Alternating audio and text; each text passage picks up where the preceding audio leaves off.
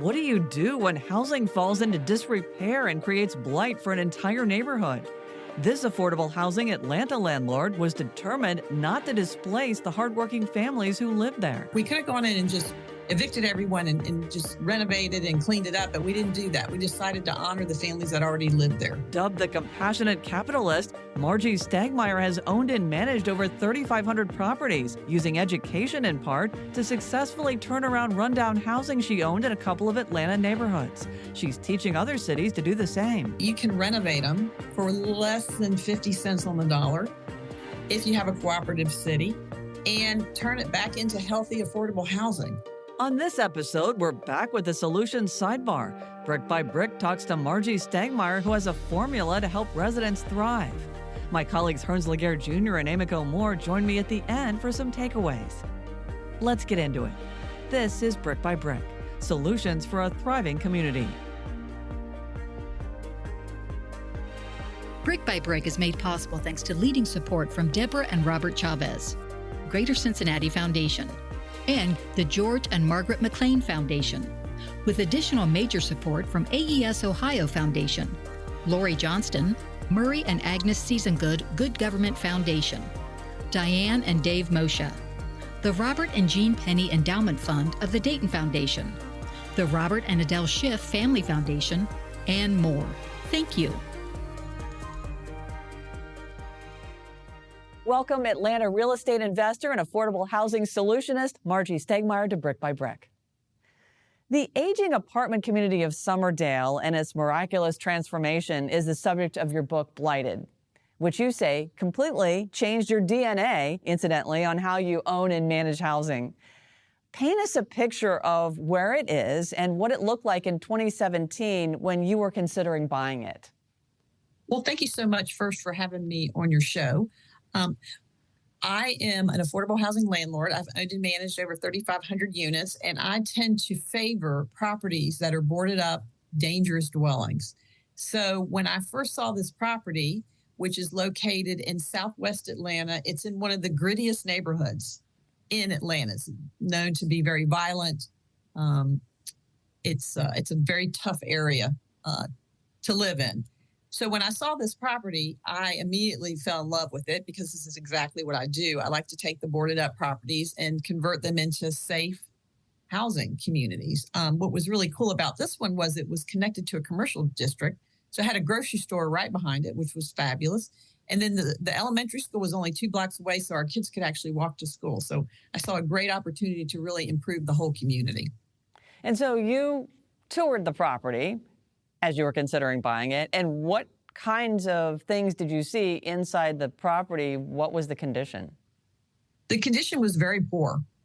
When we got there, there was groups of men just hanging around, which is evidence of a very active drug trade, which, you know, after we did our research, we realized we had a regional drug hub. So it was very dangerous. We saw a lot of the dealing going on. There were a lot of roaches. Probably 90% of the property had severe infestation of either rodents or roaches. Probably a third of the property was boarded up. We could tell there was a lot of vagrants living there, a lot of homeless people. So, yeah, when we bought it, it was just what you would call a Class D apartment. It was just a dangerous, crumbling environment. You ended up buying it from an overseas landlord and had to raise $12 million at a very low interest rate because your goal was not to displace anyone through rising rent. And you also, I was reading, didn't use federal rent subsidies because of the red tape. What were your priorities or goals in turning Summerdale around? What kinds of things did you want to improve?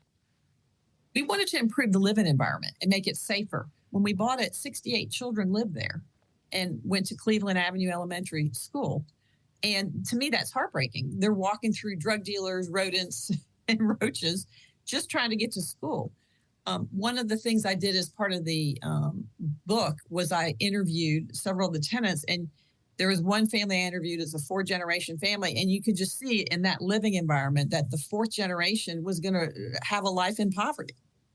Through housing, we're raising the next generation of poverty. So that was my goal, was to reverse that trend, give these children equal access to resources, safe housing, educational tutoring, healthcare, so that they had a chance to thrive. And as you alluded to, removing the criminal element as well. Absolutely. And that's a tough nut to crack, because that was a multi-million-dollar business for someone. You are not new to real estate and have owned and managed thousands of units. What were the challenges here, getting rid of the drug dealers being one of them? Well, that was one of the biggest challenges, is creating a safe environment. When we got rid of the drug dealers, which going through the court system legally took about 18 months, the next wave of drug dealers came in, because, again, you had a very profitable territory that no one wanted to give up.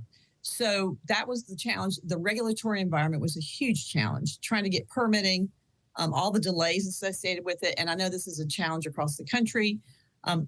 Screening the tenants was a challenge, because we had roughly 200 families living there, and a lot of them had never been screened. So just trying to get a hold of who was living there, who we wanted to keep, who were good tenants, and who were basically the criminals contributing to the environment. So that took a couple months to just sort through everything and basically start bringing sanity to the chaos that was Summerdale Apartments. That would seem like an overwhelming task. There were people even living there that were kind of fronts for the drug dealers, right? Oh, absolutely. They're called phantom tenants. It's a very robust way for drug dealers to gain access to apartments, which, by the way, I didn't consider Summerdale their apartment. I considered it their office, because of the 11 people that we eventually arrested. None of them lived in the area. Some of them lived as far as 30 miles away. And literally they came in every day and came to Summerdale as their office and ran their business. So we were dealing with a different mindset here. You had lots of very respectable clients, and I found it interesting that you showed up in a dress, hoping to remind them of your, of their mother or grandmother. Tell me about some of the tenants. You do preview quite a few in your book, explaining, a little bit about what they've gone through. So I'll start with Mrs. Humphreys, who is the longest reigning tenant at the property. She has lived at the property for 20 plus years. She was a housekeeper, domestic. Her daughter, who lived with her, was a custodian at Fulton County Courthouse. Her granddaughter worked at Fulton County Courthouse, and then her grandsons were like ages 6 and 8 when we bought the property. She was very religious, an excellent tenant, and she just wanted to live her life in a nice apartment community and raise her family. So, we really tried to honor her. We were able to get her on Section 8 or subsidized housing. Her total income was $15,000 a year. If we went into this property and bought it and raised the rents to market, she would have been displaced. So that's an example. We had a young man living there that went to Morehouse College that worked for Delta Airlines. And he just felt like he wanted to move into this property and work with the families and help them improve their lives. We had so many great long-term tenants living there that we felt like we were saving. So it's a lot of work. We could have gone in and just evicted everyone and just renovated and cleaned it up, but we didn't do that. We decided to honor the families that already lived there. Coming back to the condition of the place, so after you bought it then, how did you know where to begin? Like right away, did you have to get all right, we're going to have to get the bugs out, get the, renovate people's apartments, the drug dealers? What did you do first? I've been doing this for a long time, and it's a finite sequence. I call it the capital sequence. You can't go do a renovation to these blighted properties until it's safe, because if you let the crime stay at the property, they're just going to sabotage and tear up everything you're doing. So the very first thing you have to do is you have to create safety. And we did that. We hired off-duty police officers that were armed. The first week that they were there, they basically, screened everyone that came through. And that pretty much stopped a lot of the drug dealing, because we had police officers on site. We fixed all the gates. We installed cameras with the Atlanta Police Foundation. And that cut about 90%. It didn't get rid of the crime because it was persistent, but that really helped. So once you've created that safe environment, then you can start renovating. And at that point, then we also started the after-school program and the partnerships. But again, you have to start with a safe environment. And then you go into the renovation. simultaneously with starting your resident programs and screening tenants and just rebuilding the whole property. Were people glad to see you? Did they view you as some kind of a savior to them? Oh, not everyone, no. Obviously, the illegal tenants were not happy to see us. And they threatened us. And, it was dangerous there for a while for the staff. But on the other hand, so many tenants were thrilled. They treated our staff like gold. They were bringing us lunch, cookies. They were just thrilled to see someone actually cared about their community.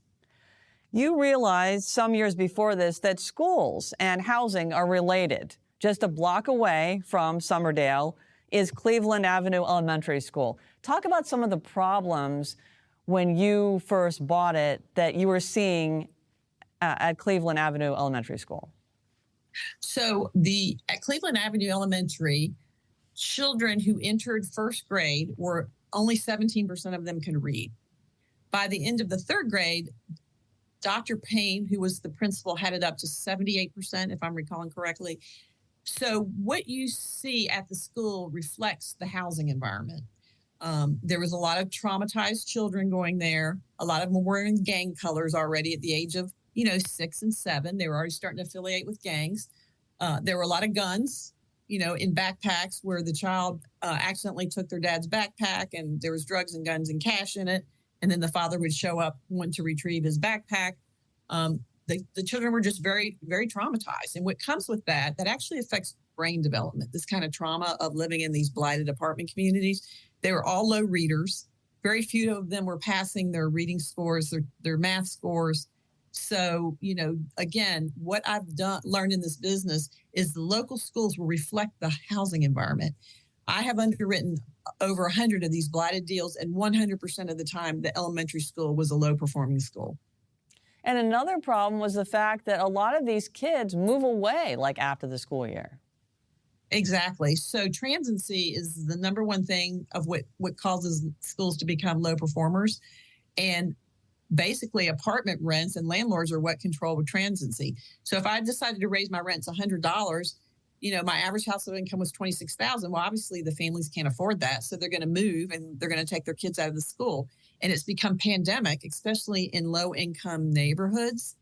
We'll see schools with 40, 50, and 60% transiency rate, meaning they lose 40, 50, or 60% of their children every year because of the housing around them. There were also lockdowns that were happening quite a bit at this school, but you were able to solve this problem. Explain.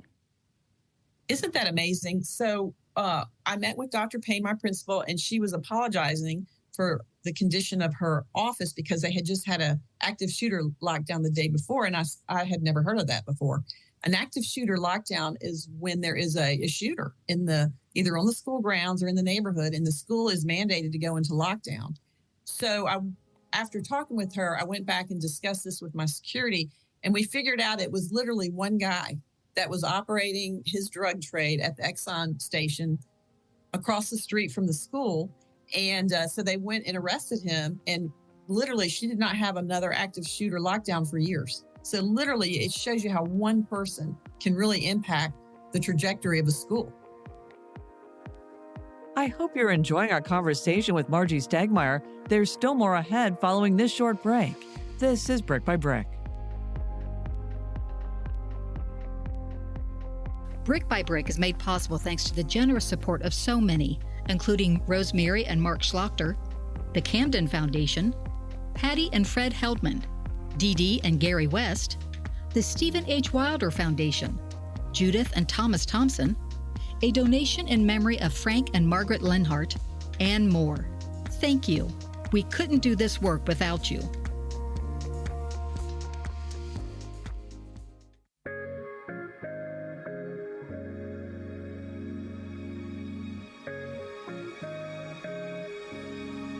Hey, it's Hearns Laguerre Jr., one of the team members behind Brick by Brick. Our new show is about solutions for a thriving community. But if you think about it, we all have a different perspective of what a thriving community should look like. That's why we need to hear from you. We want to know what a thriving community looks like to you. Maybe it's more housing, more parks, or stores, or even safer sidewalks. Whatever your vision, we hope you'll share it with us. You can do that by heading to the Brick by Brick show page on ctconnect.org or thinktv.org. There you'll find an audience question button. Just fill out the survey and that's it. We look forward to sharing your hopes and dreams with the rest of our neighbors in future episodes. Thank you.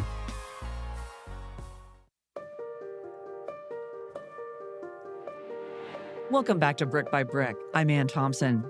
Let's get back into our conversation with Marjy Stagmeier, and Emiko, Hearns, and I will be back at the end for some reflections. Working with the school, you realized, again, how important education is to the whole housing element, and you started Star C. What is it, and how did you get the idea for it? So many years ago, I had a property manager who was a reverend, and she asked me, could we start an after-school program at her community, which was a very low-income community, a lot of single parents making $7 an hour at the time. And I said, certainly. So we put together a budget, and she started this after-school program. It was such a triple bottom line win for me. My parents renewed their leases. They weren't worried about their kids after school. I did not have children, running around the property. There were roughly 55 children in this program.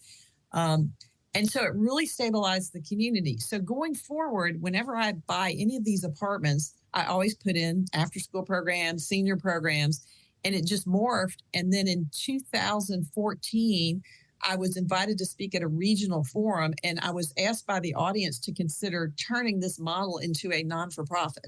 So that's how we started Star C in 2014. And what Star C does is we offer resident wraparound services in any low-income apartment community in the city of Atlanta. Your transformation of Summerdale is being held up as a model. Do you have any performance metrics? It sounds like it's been very successful. We do have performance metrics. It is always challenging to operate these properties because we are dealing with so many traumatized tenants. So it is continuing to be a work in process. We continue to have to be very vigilant about security. Luckily, we had a very good summer this summer. We didn't have a lot of issues. Our metrics are around affordability. Our rents are affordable for families earning between $35,000 to $45,000 a year, or actually $45,000 a year or less. We track our reading scores for our children, and they outperform their peers at Cleveland Avenue Elementary. And we've recently partnered with Grady Hospital, and we're tracking healthcare metrics like, diabetes, healthy eating, HIV, things like that. So we're basically screening all our tenants to make sure that they have a healthcare provider that they can work with. And that's been a huge success. And then one more thing is we also have Cub Scouts at this particular property, which has been a real game changer. It's really cool to see the kids trade their gang colors for a Cub Scout uniform. And a lot of them are doing really well in school, so they're getting all the academic awards. So, there's a lot of metrics that we keep, but I would say overall it's been a tremendous success, yes. Yeah, all of that sounds great. And you were able to keep rents averaging around $730 a month. Well, unfortunately, we've had to raise them because that was in 2018. Our insurance and our taxes have gone up, but still it's very affordable for families earning under 60% of the local area median income. In your book, Blighted, you say that 60% of apartments in the U.S. are over 30 years old, and because we aren't building enough housing, we have to deal with this aging housing. What kind of attention are you seeing other cities given to this issue? So one of the reasons I wrote Blighted was to basically show a case study to other cities and governments. And it's starting to get a lot of attention as far as the aging housing inventory crisis. Historically, a lot of cities would just try to condemn them. But really, you can renovate them for less than 50 cents on the dollar if you have a cooperative city and turn it back into healthy, affordable housing.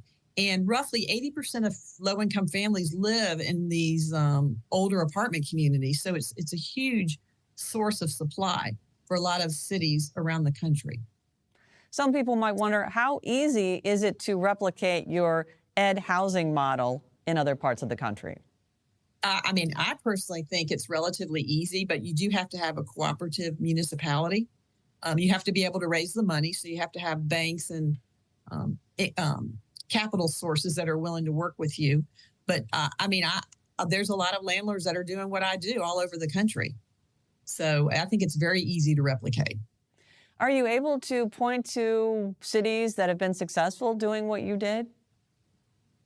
I'm trying to think. No, honestly, I can't think of a specific city, but I know of a specific landlords that are regional and have properties all over the country that have been very successful at doing this. But, you bring up a really, really good point. Cities really need to come up with a aging housing strategy to be able to attract these landlords that are willing to come in and do this work and continue the supply of housing for low-income families. And do you see that as more just local landlords who are doing this, or landlords on a national scale that do this in many cities? It's mainly regional right now. It mixes with federal income tax credits, and it's hard. That goes state by state because every state has their own rules and laws and an amount of tax credits they're willing to give. So right now you only see regional landlords doing it, not so many national, because not every state is cooperative or every municipality is cooperative. Yeah, and along those same lines, you captured the implicit social value of a stabilized community. What is your advice for developers who want to do what you did? Basically, have a lot of meetings. So when I decided to do this as a formal model in the city of Atlanta, my partner and I decided to have 100 meetings. And we met with everyone. We met with Fortune 500 CEOs, banks, the local government, city council, nonprofits, and everyone was positive. So we built the brand before we actually found the deal. So when we did find Summerdale, we were successful in raising the $12 million. My average cost of capital was 2.99%, which allowed me to keep my rents at $725 roughly at the time. And we had the brand. And so now we're doing deals we're doing more and more deals around the Southeast. Are you optimistic that there will be more focus on aging apartments and helping children excel in school? Absolutely. And that's another reason why I wrote the book, Blighted, to basically show a roadmap and encourage other landlords to do the same. And there's been a real groundswell around resident services now in low-income apartment communities, especially in Georgia. To be competitive to get federal tax credits in Georgia, you have to have resident wraparound services now as part of their model. Everybody that we interview in our solutions journalism model here, we ask them, what does a thriving community look like to you? So wanted to give you a chance to answer that as well. Kids riding their bicycles. I can go on site, and when you see kids out playing on the playground, throwing the football and riding their bicycles, that really warms my heart. And we have a partnership with Kaboom Playgrounds, so we do build playgrounds at our properties, and it's a real community effort. And I just love that, because when we went to Summerdale, you saw the drug dealers control the common areas. Now the kids control it. That's great. Marjy Stagmeier, thanks for being on Brick by Brick. Well, thank you so much for having me. I've really enjoyed it.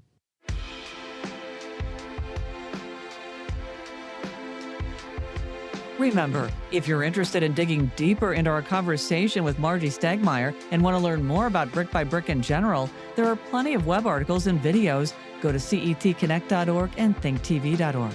And we'd like to hear from you. Click on one of the big green buttons to share your feedback.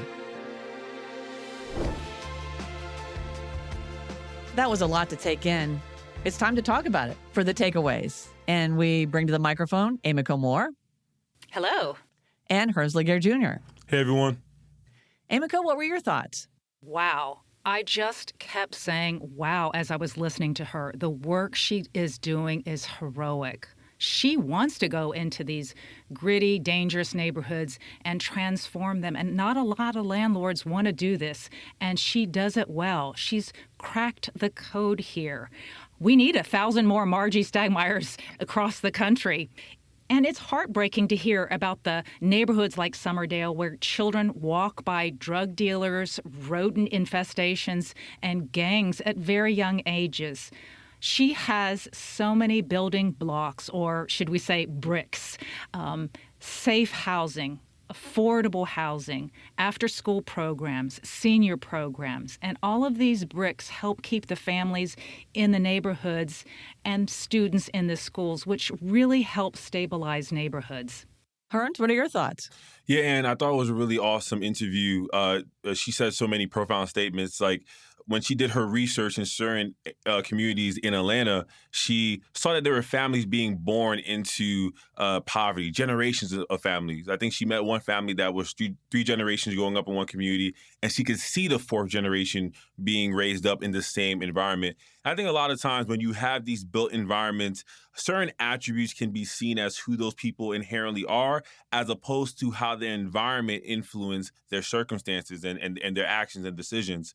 So I just wanted to point that out. And also, there's a fantastic article about the meaning of blight by Brenton Mock from Bloomberg. I would love our readers to check it out. You can understand why the word blight is so charged, but I do want to focus on her programs that I think have the opportunity to break these cycles of poverty in these generations. Her Star Seed program, I think, not only sees an area and sees the capital gain that could be derived from there, but also sees the community investment at the same time, and the output that would have for a community, how a community can be turned around. And I think that's a positive note. I would love to just leave on that. And then also, I think her subtitle is American Housing Miracle. Yes, what she did was miraculous, but it doesn't have to be a one-of-one situation. It doesn't have to be just happening in this one area. I think what she is doing could be replicated, as she said herself. It could be replicated in different areas if people have the will to put in the work. What she said 100 meetings, takes a whole bunch of meetings in order to get these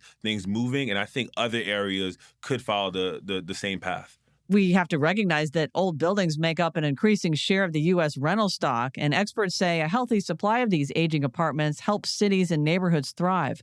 But fixing them up takes money and political will, and Stagmeier urges cities to make this a priority before they're beyond repair. The Census Bureau has been keeping track of aging apartments since 1960, and it finds the number of rental units over 30 years old has grown to 66%, and most of them are at least 44 years old. The Joint Center for Housing Studies of Harvard University says the Federal Reserve Bank of Philadelphia estimated it would cost $51.5 billion to address the repair needs of the occupied rental stock. And Stagmeier says you can renovate rundown apartments for less than 50 cents on the dollar if you have a cooperative city and turn it back into healthy, affordable housing. Thanks for your thoughts, guys. No problem. Thank you. That's our show. If you like what you hear, please rate and review our podcast. It helps make it easier to find. We hope you learned something, and if you did, please share it with your friends and family. For Hearns Laguerre Jr. and Amico Moore, I'm Ann Thompson. We'll be back soon with more solutions. Take care. Our show is produced, hosted, and edited by me, Ann Thompson, with reporting and story editing from Hearns Laguerre Jr. and Amico Moore. Our executive producer is Mark Lammers. Our show consultant is Gloria Skursky. Gabe Wimberly is our audio engineer and mixer. Zach Kramer runs the lights and cameras. Derek Smith is our production specialist, and Jason Garrison is our production manager. Kelly May heads up our marketing and promotions, along with Mike Shea and Bridget Dillenberger. Alyssa Stephenson handles the website, and Steve Wright is our designer. Bill Dean and Andreas Kruja are the engineers for the show, and our chief content officer is Colin Shenamblo. Our music is from Universal Production Music. Brick by Brick, Solutions for a Thriving Community is a production of CET and Think TV, Southwest Ohio PBS member stations.